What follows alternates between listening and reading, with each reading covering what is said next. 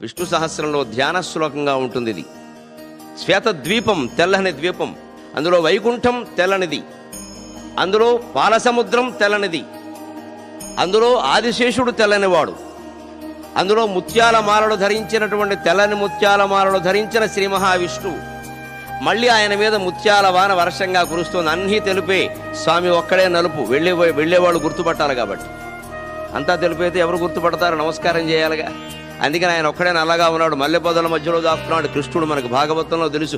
వెర్రివాళ్ళు కాకపోతే గోపికలు నల్లనివాడు పద్మనయనములవాడు, నల్లనివాడు పద్మనయనములవాడు, కృపారసంబుపై జల్లెడువాడు, మౌళి పరిసర్పిత పింఛమువాడు, నవ్వు రాజిల్లెడు మోమువాడొకడు, చెల్వల మానధనంబు తెచ్చెనో మలియలారా, మీ పొదల మాటున లేడు గదమ్మ చెప్పరే.